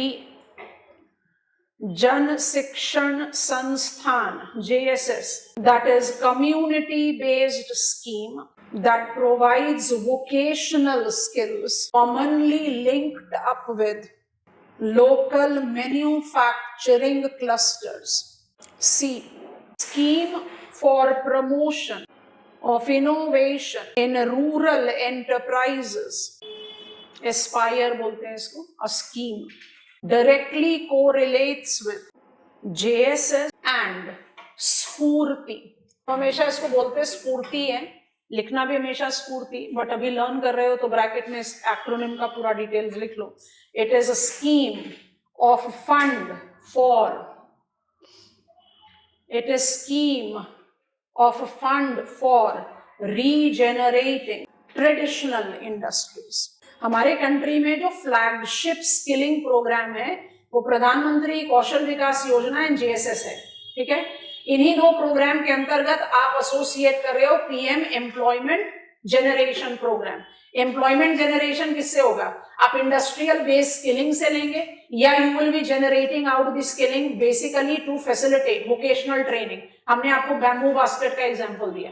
आप अपने local या traditional market areas में या ट्रेडिशनल प्रोडक्शन प्रोसेस में थोड़ा सा enhance vocational training लेकर higher quality product, larger quantity of product with elaborate marketing, market areas को टारगेट करके आप प्रोडक्शन को मोबिलाइज कर सकते हो। तो JSS is more taking into reference the vocational training, और प्रधानमंत्री कौशल विकास योजना इज इंडस्ट्रियल लेड ट्रेनिंग, जिसमें आप एसोसिएट करते हो mobilization of youth towards better livelihood. This is how we are taking up the integration. ये थोड़े कन्वेंशनल टैग में जाते हैं, माने दे आर देयर सिंस 2011, नाम इसके बदलते गए समय के साथ, मोबिलिटी और उसका जो डायमेंशन है वो भी बदलता गया, but they are still there. अब हम आ रहे हैं जो कंटेम्प्रेरी एज है, इसको साथ लिखना by default goes with ICT integration. तो यही सबसे अच्छा तरीका है इसको कंसोलिडेट करना, तो बहुत बिखर जाएगा आंसर, ठीक है। तीसरे कॉलम में आ गए ICT integration, information communication technology integration. Star mark से शुरू कर रहे हैं, जिसको सबसे पहले सबसे लास्ट में लिखा हमने लिस्ट में, तो स्टार मार्क के साथ शुरू करें। MSMEs have been integrated with eBiz, mobilized by Department of Promotion of Industries and Internal Trade (DPIIT), that aims at providing ecosystem for all administrative and regulation policy on a single portal to facilitate transparent and convenient information for potential investors and creditors. Okay, अब आइए जरा आपके rhythmic terms पर। ICT integration also correlate to MSMEs संबंध, पहले लिखा है वहीं से शुरू करते हैं। MSMEs संबंध, नेक्स्ट पॉइंटर बनाइए। eBiz हो गया। MSMEs संबंध, संबंध हिंदी टर्म, ये सारे हिंदी टर्म्स हैं चैंपियंस को छोड़कर, ये सारे हिंदी टर्म का जो हिंदी बस ट्रांसलेशन अप्लाई करो तो नाम पकड़ में आ जाएगा। संबंध का मतलब क्या होता है? रिलेशन, बस इसको दिमाग में रखना। MSMEs संबंध, अंडरलाइन करो, डैश डालो। This component incorporate monitoring the procurements, ये सब अलग अलग पोर्टल है इसलिए ICT इंटीग्रेशन में गए। Monitoring the procurements by central government ministries, departments and CPSEs to define the relation with MSMEs, break the statement.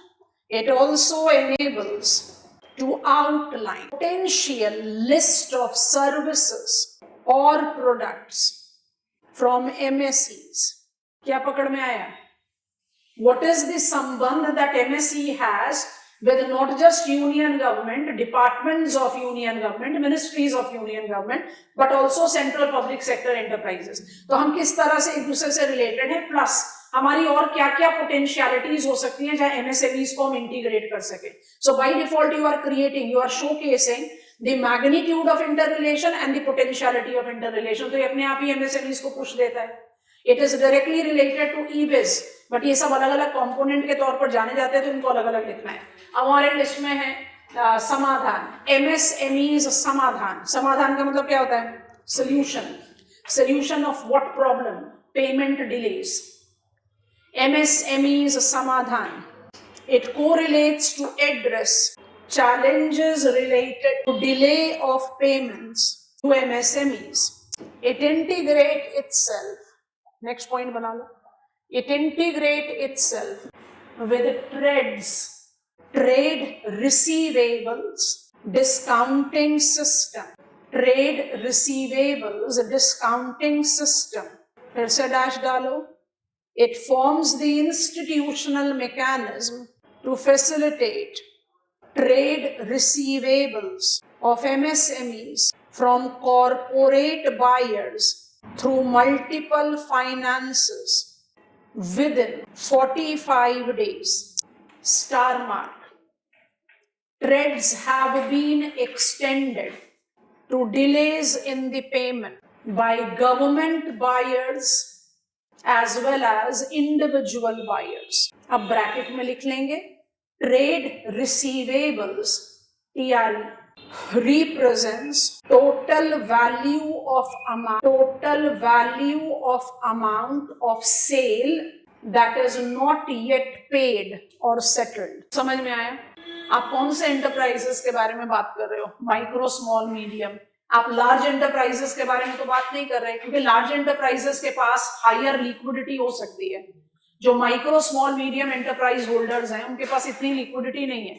अगर आपने 45 दिन का भी एक बाउंड्री लाइन बनाया है तब भी it is something that might be very crucial for micro enterprises owner.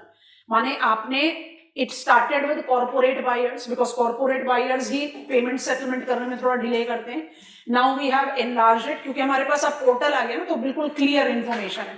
Now it is been apply to even government buyers and individual buyers. तो कोई भी जो बायर है जिसने MSME से कोई भी प्रोडक्ट या सर्विस एक्वायर किया है, उस सर्विस या प्रोडक्ट को एक्वायर करने के बाद एक मैंडेटरी डोमेन हो गया कि उनको सारे ट्रेड रिसीवेबल्स को 45 दिन के अंदर अंदर सेटल करना है। माने वो अल्टीमेटम है, 45 दिन is ultimatum when you are defaulter. कोशिश यही है कि वो हाथ के हाथ ही सेटल हो। क्यों? अब आप ऐसे सोचो, हमने अपनी बहुत लिमिटेड मनी से कोई चीज प्रोड्यूस की और प्रोड्यूस करके हमने इसको सेल कर दिया कॉर्पोरेट प्लेयर को, इंडिविजुअल प्लेयर को, गवर्नमेंट पार्टीज को। अब वहां से मेरा पेमेंट का सेटलमेंट नहीं आ रहा। ट्रेड रिसीवेबल्स क्या हो गया? आपने कोई चीज सेल किया, उसका आपको अभी तक प्राइस नहीं मिल रहा है। अगर वहां से पेमेंट का सेटलमेंट नहीं आएगा तो मेरे पास तो पॉसिबिलिटी नहीं है कि हम रॉ मटेरियल दोबारा एक्वायर करके उस प्रोडक्शन प्रोसेस को आगे बढ़ा सकें।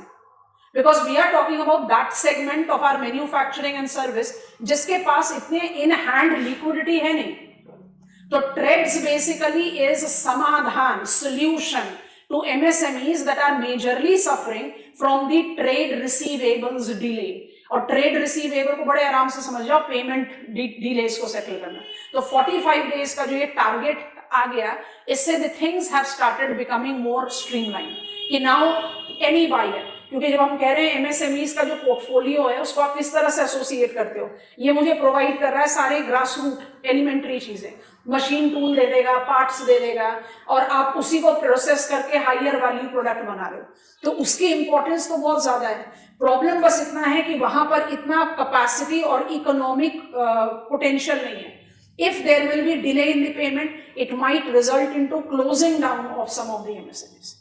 So trade receivables discounting system TREDS is identified with MSMEs समाधान। अब आ जाओ नंबर 3, MSMEs संपर्क। संपर्क का क्या मतलब होगा?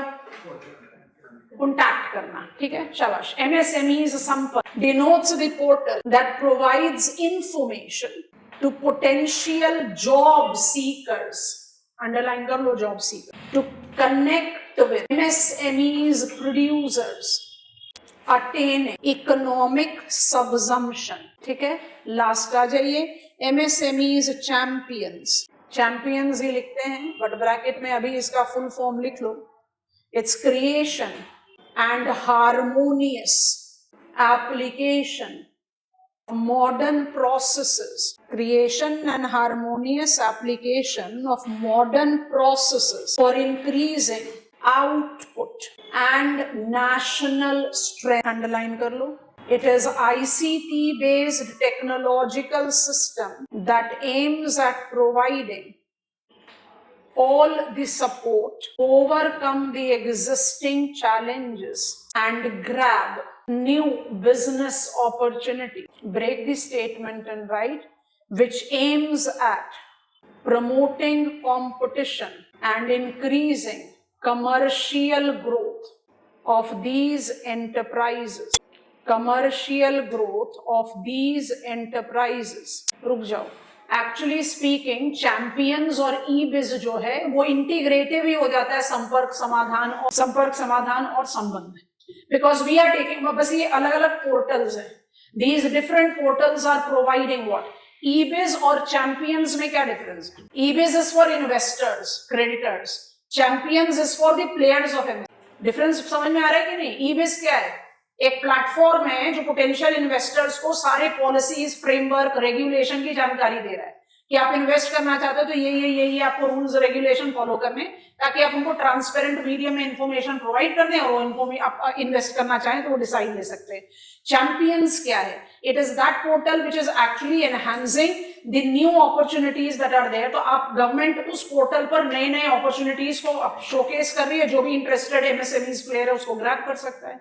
वहां पर डिफरेंट सोल्यूशन, माने एकदम कस्टमाइज नहीं, जनरल, कि भाई एमएसएमई सेक्टर की ये प्रॉब्लम है, उसके लिए गवर्नमेंट ने ये इनिशिएटिव लिया है, तो आप एक इंफॉर्मेटिव पोर्टल लेकर चल रहे हैं जिससे एमएसएमईज प्लेयर्स को जो प्रॉब्लम आ रही है उसका पॉसिबल सोल्यूशन क्या वो दिख जाए, नए opportunities which are there with the globalized setup वो दिख जाए।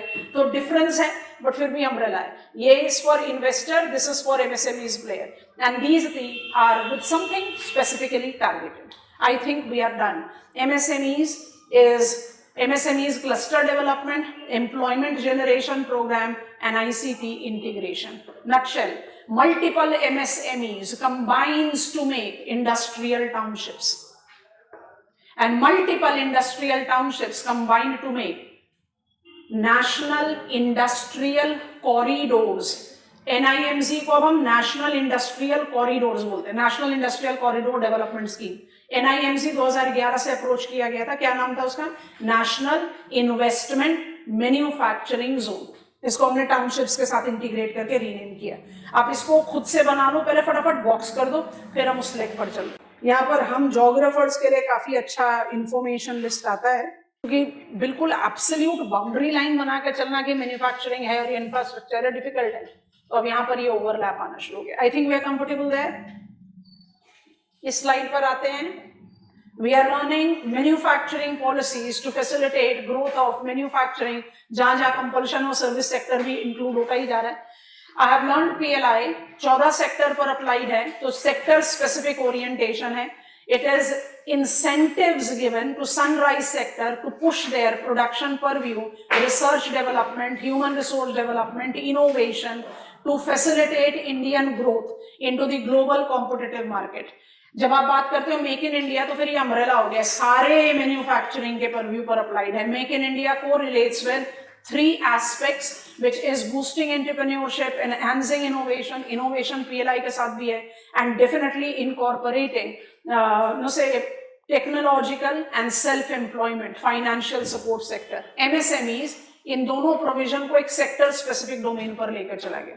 Micro small and medium enterprises in very prominent constituent of Indian manufacturing and service, wide base है, बहुत majorly decentralized है, massive employment generator है, raw material resource utilization of hooks and corners of the country को facilitate करता है, तो it by default has to be given central approach in planning। तो ये सब ले लिया।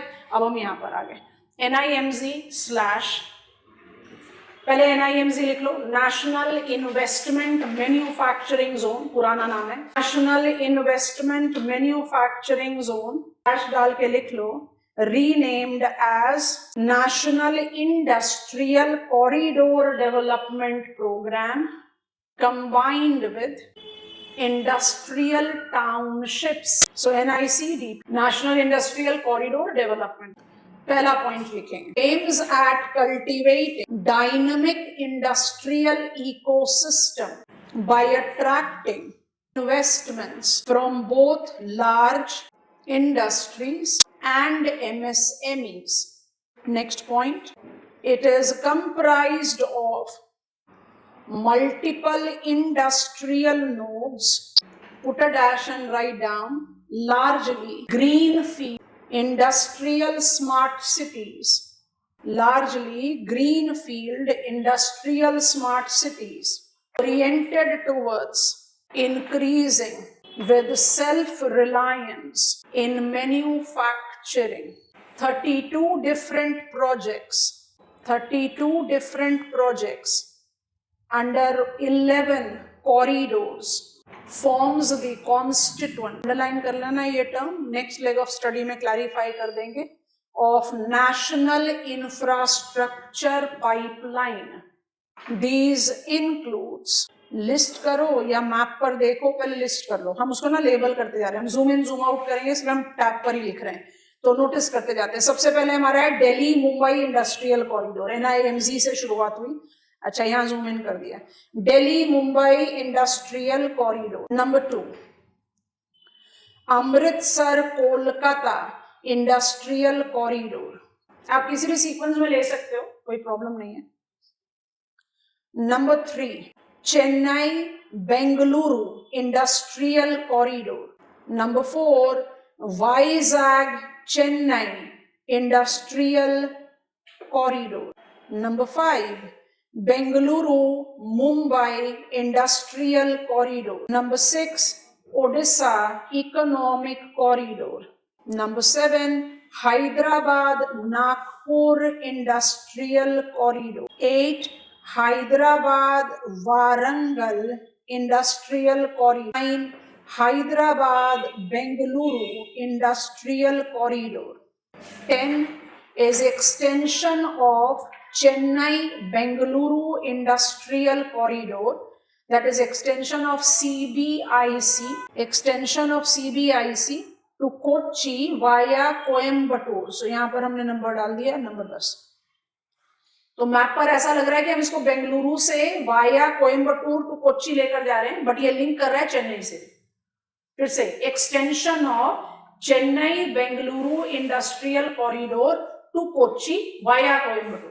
Finally, number 11, Delhi Nagpur industrial corridor. अब इसमें ना छोटा नाम कोई भी नहीं है, सारे के सारे बिग टाउन्स हैं।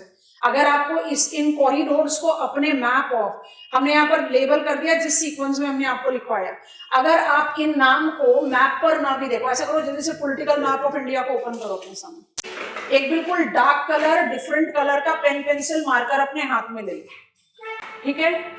अगर मार्क कर सकते हो, मेरे ख्याल से मार्क कर लेना चाहिए, बिल्कुल एक जो ओवरलैप, जो आपको एक आउटले दिखाई दे रहा है इस मैप पे, वो तैयार होना चाहिए, तो रिवीजन हो जाएगी। बाकी नाम तो अपने आप ही बता रहा है। अब आप मुझे बताओ, दिल्ली नागपुर कॉरिडोर है जो हमारा 11वां कॉरिडोर है, तो आप देखो दिल्ली की लोकेशन, फिर देखो नागपुर की लोकेशन। अब हमारे डायग्राम में 11 को देखो, लॉजिक ही तो हो गया ना, यही तो रहा ना दिल्ली नागपुर कॉरिडोर। और दिल्ली नागपुर कॉरिडोर को आपने नंबर 7 के साथ रिलेट किया है, जिसको आप क्या बोल रहे हो, हैदराबाद नागपुर कॉरिडोर। तो दिल्ली से नागपुर लिंक किया, नागपुर से हैदराबाद को लिंक कर दिया। I think you are understanding it. आपको ये वाला काम ना आज ही अपने रिविजन में कर लेना है। हम आपको सीक्वेंस ऑफ मैप मार्किंग में ले आएंगे, हम will mark this, but you have to take it, माने इट कम्स वेरी स्पॉन्टेनियस। खाली एक नाम है जो अपने आप बोल नहीं रहा, वो क्या है, वो कौन सा नाम है, ओडिशा इकोनॉमिक कॉरिडोर। खाली ये एक नाम है, बाकी कोई नाम डिफिकल्ट नहीं है। आप कौन से कॉरिडोर को पकड़ो, वाइजैग चेन्नई, क्या डिफिकल्टी है, चेन्नई बेंगलुरु, क्या डिफिकल्टी है, बेंगलुरु मुंबई, क्या डिफिकल्टी है, कोई डिफिकल्टी नहीं है। कोलकाता से अमृतसर, दिल्ली से Mumbai, I think most of the names are speaking for themselves. एक वारंगल आपको मैप ऑफ इंडिया में नहीं दिखाई देता, छोटा सा एरिया है, वारंगल दिया हुआ है, चलो परफेक्ट है, फिर तो सारा ही काम हो गया। वाइजैग से कोलकाता तक जिस कॉरिडोर को आप ले जा रहे हो उसको आप ओडिशा इकोनॉमिक कॉरिडोर बोलते हैं। कोई जरूरत नहीं कि एब्सोल्यूट शेप में रखो, बस सेंटर्स को कंबाइन कर दो, आपके 11 कॉरिडोर्स बन गए। Names are speaking where they are. DMIC सबसे पुराना है, जिसका मोबाइलाइजेशन एनआईएमजी के टाइम पर ही more than 85% of land acquisition हो गया था।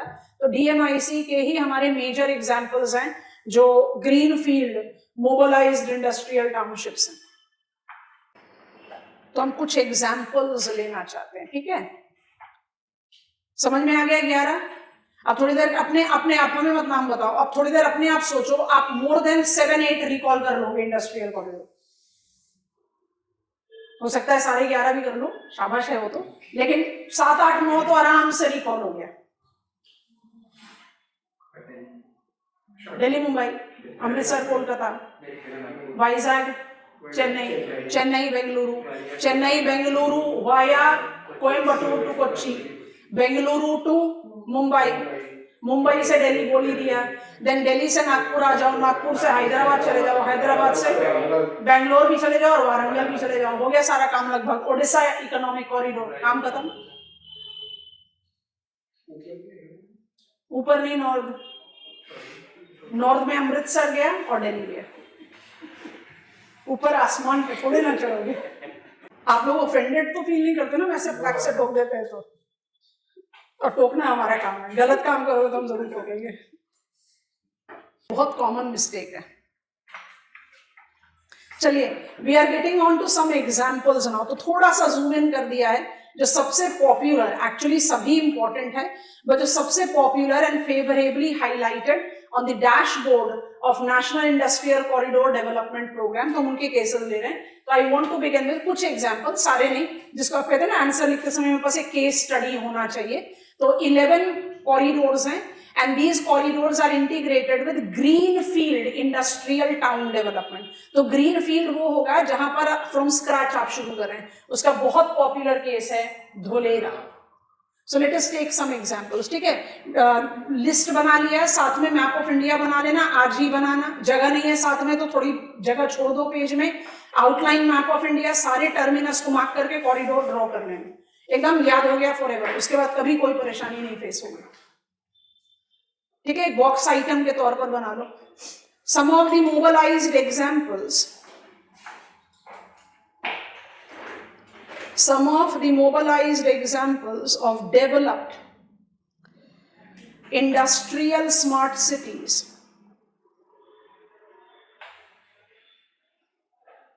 includes Dholera Special Investment Region, DSIR.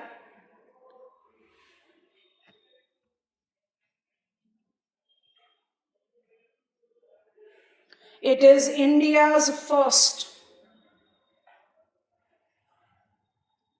platinum rated industrial smart city.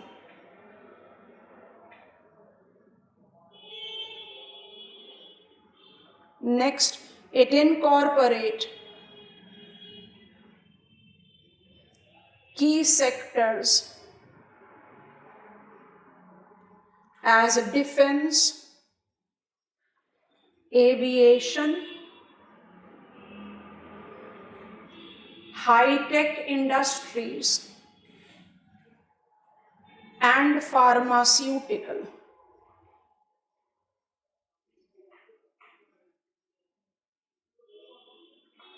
Next example है हमारा auric, Aurangabad industrial township limited, Aurangabad industrial township limited.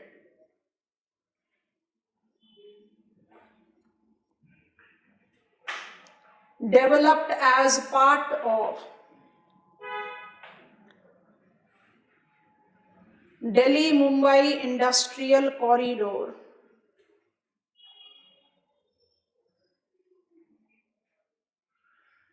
Next, managed by Aurangabad Industrial Township Limited. It incorporates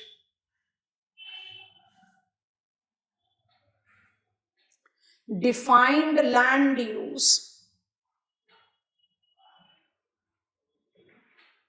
with 60% of land area for industries and rest 40% for residential, commercial and recreational facilities. Okay, तीसरा example, हमारे पास 4 example है develop के, हम चारों के बारे में लिख ले रहे हैं, आप इवेंचुअली कोई भी एक केस स्टडी ले लेंगे. नंबर 3 हमने इसलिए जूम इन कर दिया, हमारे मैक्सिमम इस व्यू में आ रहे हैं. We are talking about here greater Noida. Right down. It is integrated industrial township, IIT, greater Noida, Uttar Pradesh. This is also on Delhi-Mumbai Industrial Corridor, incorporating diverse segment of high-tech and market-oriented industries. Last in the list is Vikram Udyog Puri Limited. Vikram Udyog Puri Limited, right here in Madhya Pradesh. As integrated industrial township, forms the constituent of Pithampur Dhar and Mau industrial region. Pithampur Dhar and Mau industrial region, Madhya Pradesh. Box में close करो, last point लिखेंगे. In the new development there has been the proposal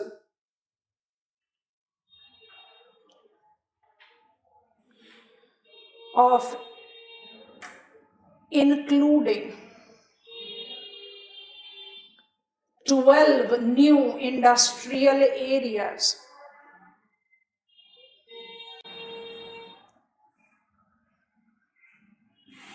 in the NICDP program.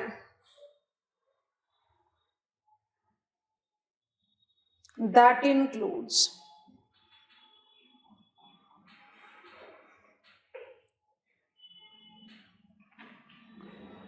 Rajpura Patiala in Punjab,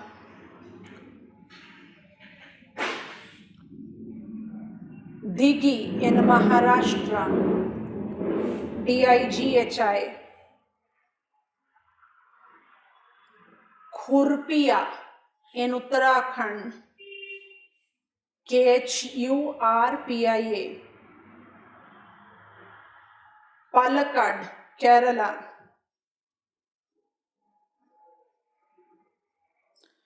Agra in Uttar Pradesh.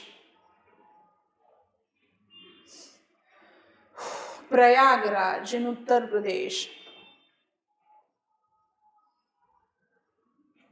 Gaya, Bihar. Zahirabad, Telangana.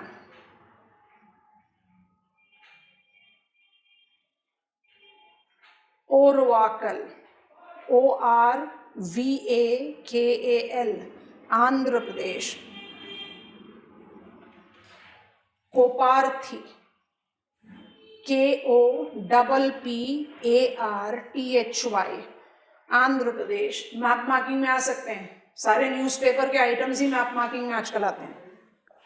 कोपार्थी in Andhra Pradesh. And finally Jodhpur Pali in Rajasthan. Jodhpur Pali in Rajasthan. I have not explained NIP, but I have explained industrial corridor. Case study भी demarcate कर दिया. अगर हमें zoom को हटा दें तो I have got multiple industrial cities that can be applied. आप देखेंगे Raghunathpur in Amritsar, Kolkata. So we are taking up examples of the mobilized. Hyderabad pharma city. I hope you are getting in. So I have got multiple. हमने जो prominently mobilized example है उसको justify किया. हमने आपको auric बताया, हमने आपको धोलेरा बताया, हमने आपको पिथामपुर धार बताया, हमने आपको IIT industrial township greater Noida बताया. These are the important example. बार बार बता रहे हैं. दिल्ली मुंबई इंडस्ट्रियल कॉरिडोर सबसे ज्यादा मोबिलाइज्ड एग्जाम्पल है. 12 और टाउन्स इंक्लूड किए हैं and that definitely is giving us the understanding के पुश है. Industrial corridor development with the dedicated greenfield development of industrial township is right here to stay.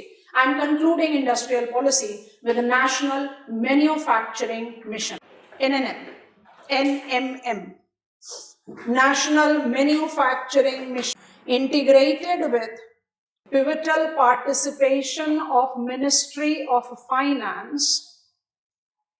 National Manufacturing Mission have been launched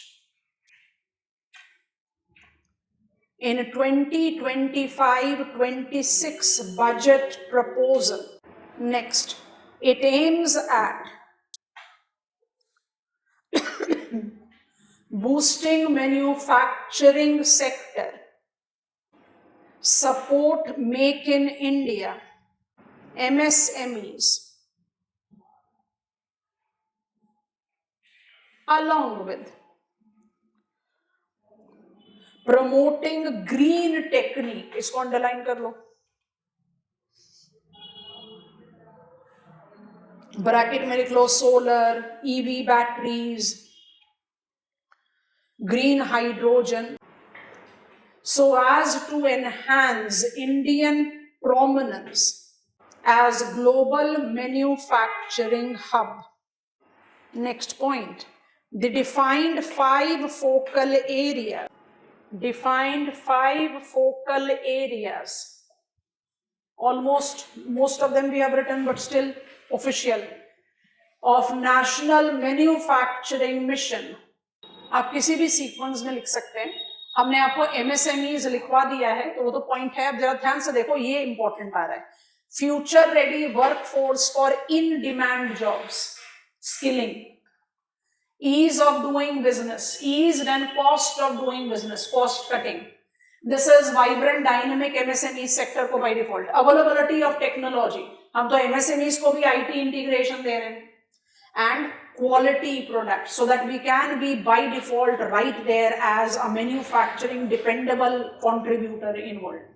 arrow diagram नहीं बनाना, ऐसे Venn diagram, focus area 5 बना सकते हो या list create कर लो जल्दी से. 2025-26 आप इसको बिल्कुल भी अवॉइड नहीं कर सकते. कर दोगे तो थोड़ा सा आंसर क्या हो जाएगा, नॉट अपडेटेड, हिस्टोरिकल तो नहीं बोलेंगे but not updated.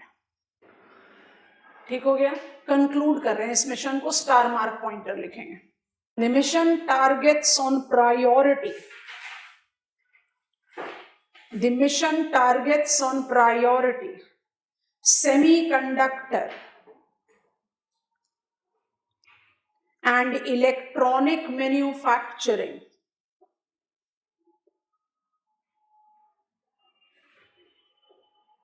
that is critical part of global economy. Next point, it thus provides support to key government initiatives,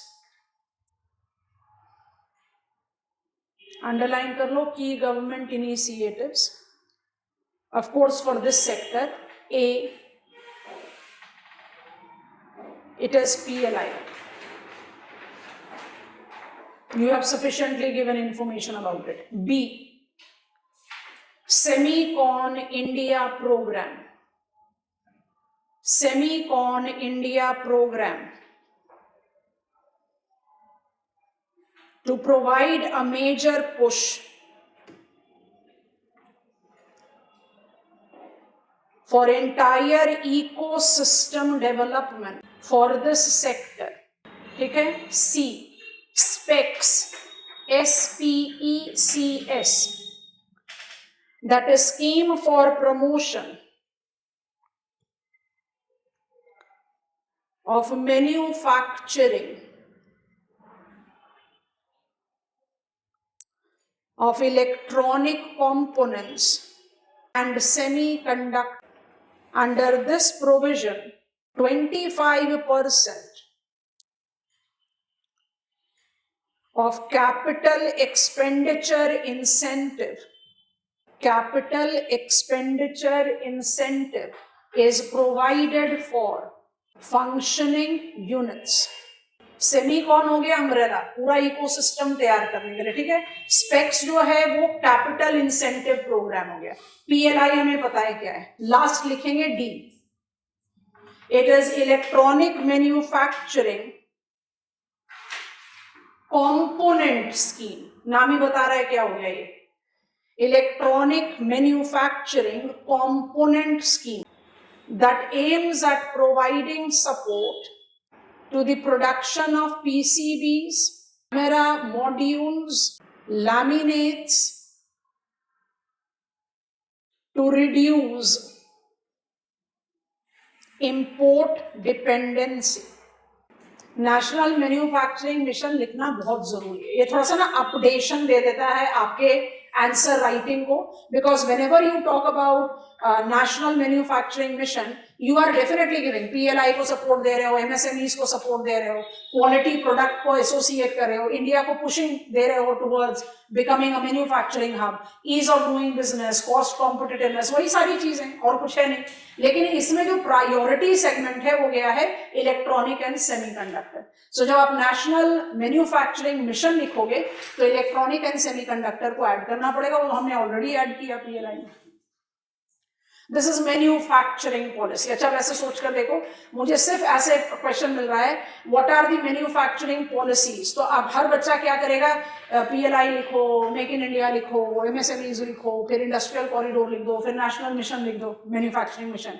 आप इसके बाद एक और टेल एंडर ऐड कर सकते हो, sector specific policies, fertiliser, textile. आ रही है बात समझ में? बिल्कुल उसी तरह से मुझे क्वेश्चन मिला कि सिर्फ टेक्सटाइल पॉलिसी के बारे में लिखना है, मुझे क्वेश्चन मिला कि मुझे सिर्फ और सिर्फ लिखना है policy framework that is oriented towards fertilizer, तो मत रुको, फर्टिलाइजर या टेक्सटाइल की लिस्ट ऑफ द पॉलिसीज में ऐड कर लो। इट इज इनकॉर्पोरेटिंग पीएलआई, आपको 14 सेक्टर बता दिए, ग्रुप भी करा दिया, तो वो पीएलआई से रिलेटेड है, it is related to make in India. तो आप इस तरह का मैन्युपुलेशन बहुत आराम से कर सकते हो। अगर मुझे ऐसा क्वेश्चन मिला जिस फ्रेम में हमने पढ़ा, what are the locational characteristics of textile industry in India, identify its problems and prospect, तब तो बिल्कुल स्कोप नहीं है इनको लिखने का, क्योंकि तब तो टेक्सटाइल माने cotton textile, jute textile, silk textile, इतना तो इंट्रोडक्शन में ही चला जाएगा। उसके बाद जब आप उसकी प्रॉब्लम और प्रोस्पेक्ट करके उसकी पॉलिसीज को फोकस आउट करोगे तो आपका लिमिट खत्म। तो इस तरह को ओवरलैप करना पड़ेगा। That is what you have to do intelligently. अब हम ना कंक्लूजन की तरफ बढ़ रहे हैं, तो हम सबसे पहले उन पॉइंटर्स को पिकअप कर लें जो थोड़े से फ्रैगमेंटेड परव्यू में। सेंट्रल पब्लिक सेक्टर एंटरप्राइजेस करके फटाफट से हेडिंग बना लो, CPSEs।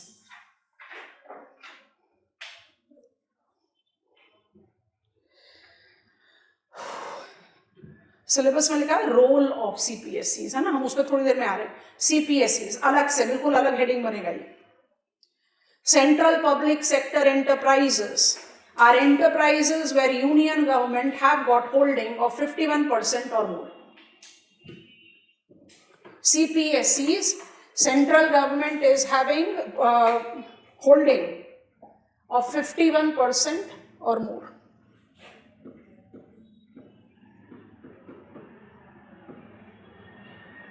Next pointer.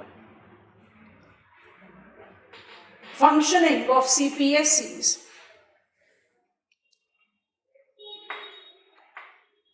Incorporate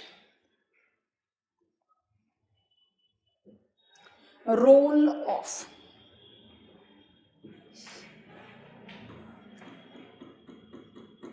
NITI Aayog, DIPAM and Department of Public Enterprises.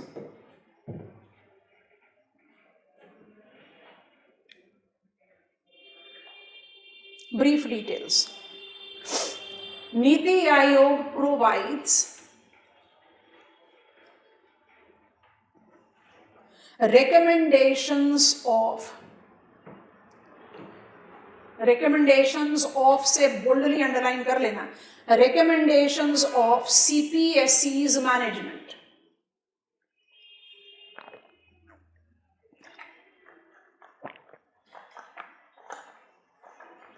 ठीक है, that can include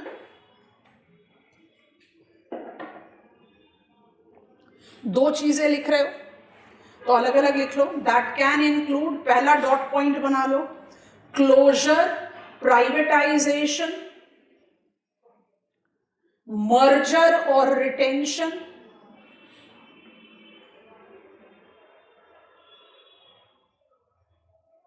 आप रिकमेंडेशन इन पर भी दे सकते हो। और अब दूसरा पॉइंट लिखो, asset monetization,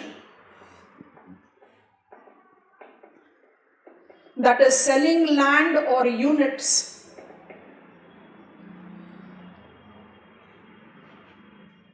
to fund new projects.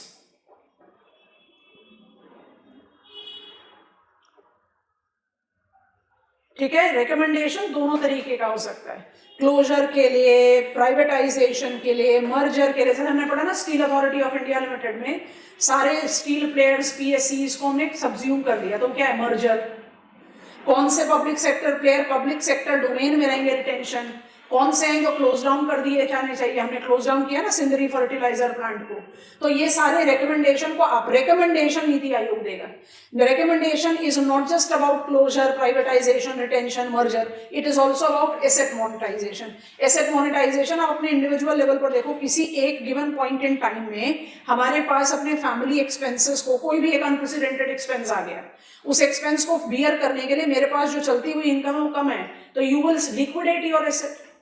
तो वैसे ही अगर कोई CPSE अपने किसी एक प्रेस्टीजियस प्रोजेक्ट में इन्वेस्ट करना चाहती है और पैसों की कमी है, तो नीति आयोग रिकमेंडेशन दे सकता है कि वो अपना कोई आइडल पड़ा हुआ लैंड या अपना कोई एसेट मोनेटाइज सेल कर सकता है। It can acquire the money, liquidation, so that it can invest into the new project. तो ये नीति आयोग है। नीति आयोग का रोल है रिकमेंडेशन। अब आ जाओ DIPAM पर। DIPAM is department of investment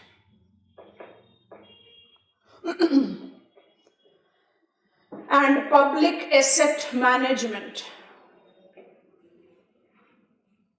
नाम ही बता रहा है इसका काम क्या है, department of investment and public asset management. ठीक है, इट मैनेजेस, तो की टर्म है मैनेजेस, ये मैनेजर है. It manages disinvestments and assets of CPSEs. Recommendation NITI Aayog दे रहा है, दीपम मैनेज कर रहा है. अब फाइनल कॉन्स्टिट्यूएंट को लिख लीजिए, department of public enterprises. Department of public enterprises.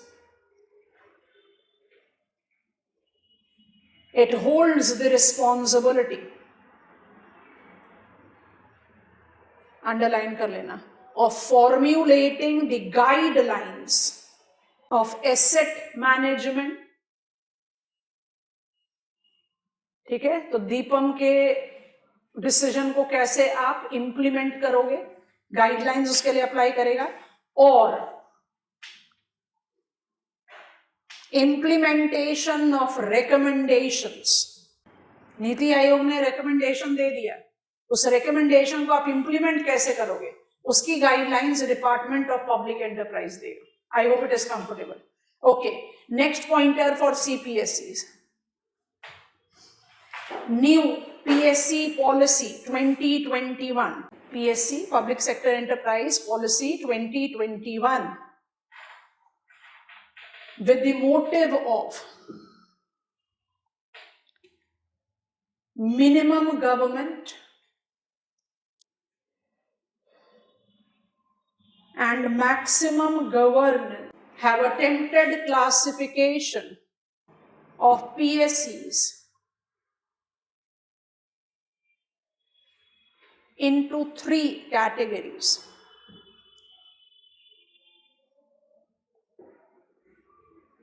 उल्टा लिख रहे हैं क्योंकि जो हमारा फर्स्ट कैटेगरी है वो हमारे लिए सबसे इंपॉर्टेंट है, स्ट्रैटेजिक, उसका थोड़ा हमें डिटेल्स बिल्ड करना, तो जानबूझकर उल्टा लिख रहे हैं.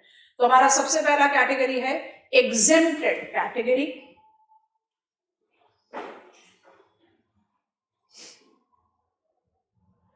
It includes not for profit companies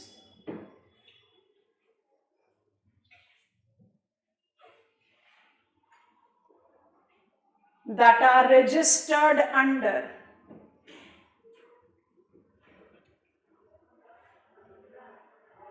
(2013) Companies Act.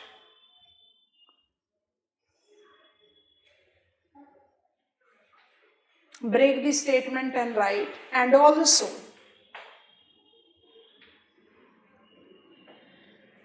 those which are supporting vulnerable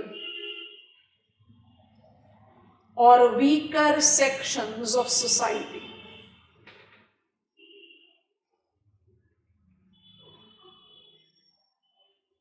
इसकी जरूरत नहीं है लिखने की, पर यह पता होना चाहिए कि 2021 पीएससी पॉलिसी कुछ पीएससीज को एग्जेम्प्ट कर रही है, वो इंक्लूड ही नहीं किए गए in the category of PSC policy 2021. तो कौन से हैं वो सारी कंपनीज जो नॉट फॉर प्रॉफिट वर्क कर रही हैं and they are registered under companies registration act 2013 and all those which are working towards vulnerable weaker society, उनको हम नहीं कंसिडर कर रहे इस पॉलिसी में, तो हटा दिया.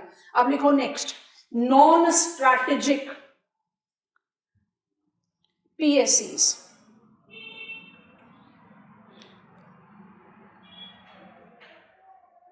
Includes all public sector enterprises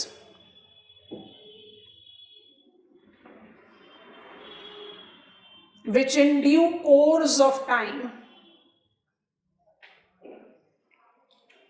will be privatized or closed based on practical feasibility.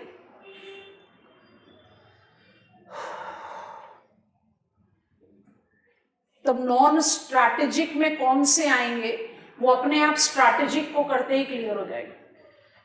ठीक है, अब आ जाओ लास्ट कैटेगरी में, स्ट्रैटेजिक पीएससीज.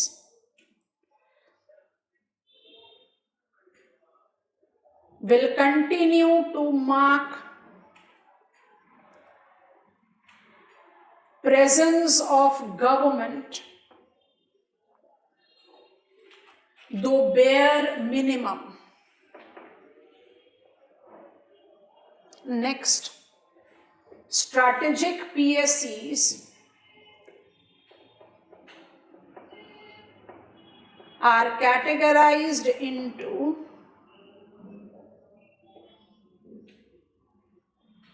4 baskets. 4 baskets को अंडरलाइन कर लो और लिस्ट क्रिएट कर लो. नेशनल सिक्योरिटी, यहां पर स्पेस और डिफेंस इंक्लूडेड है. और आपको बहुत अच्छी तरह से पता है कि डिफेंस इक्विपमेंट्स में एंड स्पेस टेक्नोलॉजी में भी प्राइवेट पार्टिसिपेशन हम एनकरेज कर रहे हैं. सेकेंड बास्केट है मेरा क्रिटिकल इंफ्रास्ट्रक्चर, जो ट्रांसपोर्ट कम्युनिकेशन की तरफ है.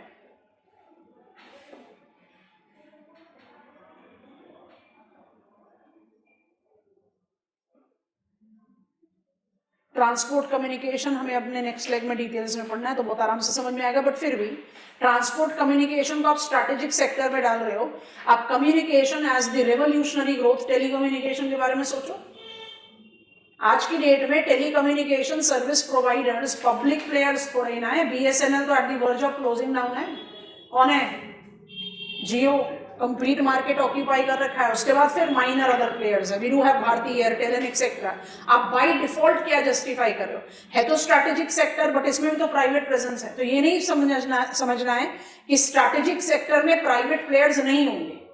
स्ट्रैटेजिक सेक्टर में पब्लिक डोमेन रहेगा बट बेयर मिनिमम. बाकी नॉन स्ट्रैटेजिक को हम इवेंचुअली प्राइवेटाइज करके क्लोज डाउन कर देंगे. ठीक है. सो ट्रांसपोर्ट कम्युनिकेशन आ गया विद क्रिटिकल इंफ्रास्ट्रक्चर. अब तीसरा ब्रैकेट लिखो, एनर्जी एंड मिनरल. तो इसमें पेट्रोलियम भी इंक्लूडेड है, पावर भी इंक्लूडेड है, कोल भी इंक्लूडेड है.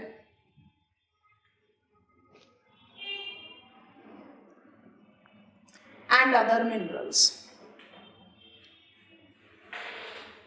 एंड फाइनली फाइनेंशियल सर्विसेज, चौथा बास्केट, जिसमें बैंकिंग और इंश्योरेंस इंक्लूडेड है.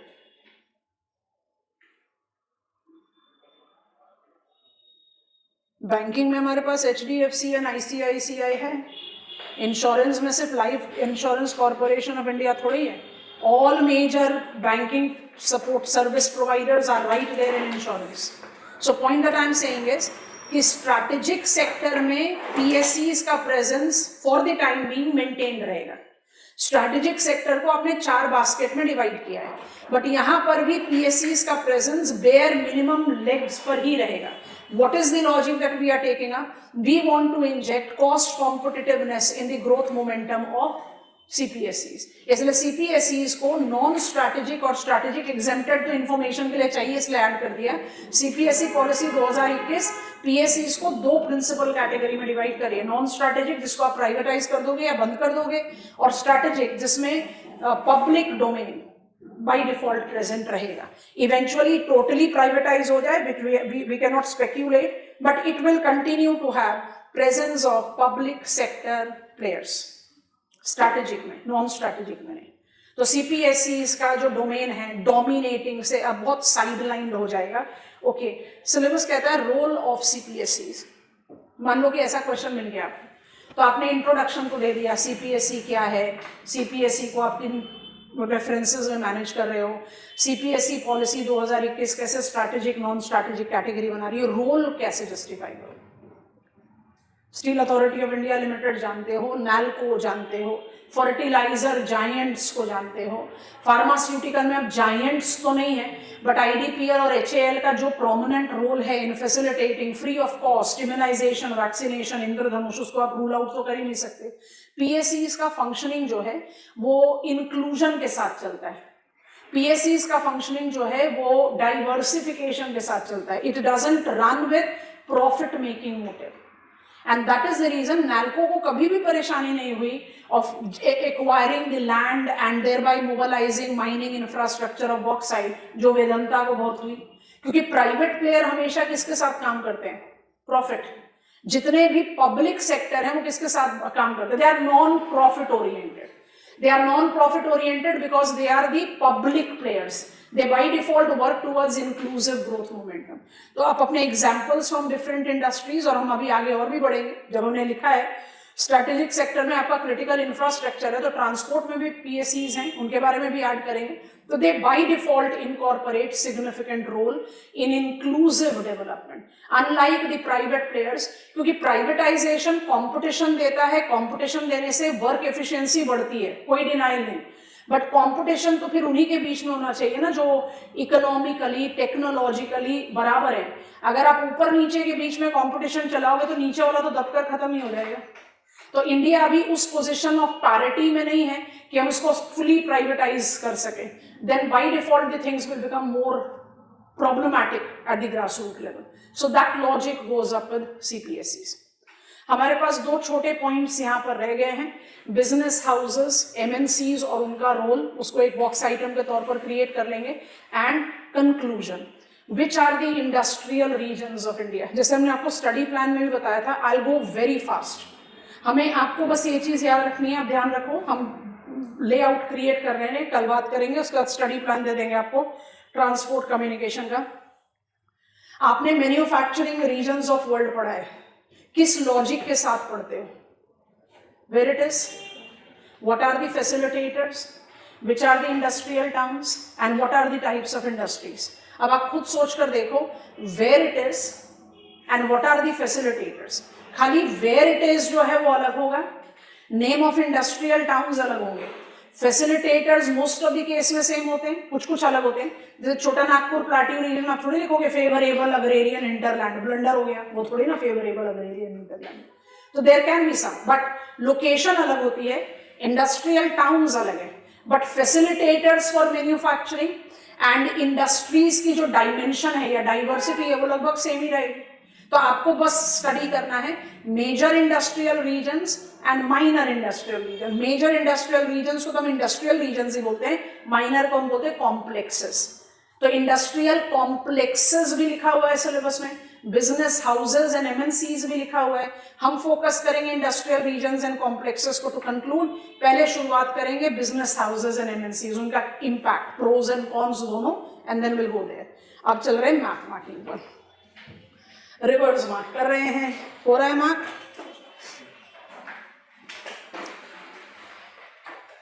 आज शेयर कर दिया आपसे UPSC में पूछे हुए एग्जाम का मैप आइटम्स, रैंडमली, उल्टा जाओ सीधा जाओ।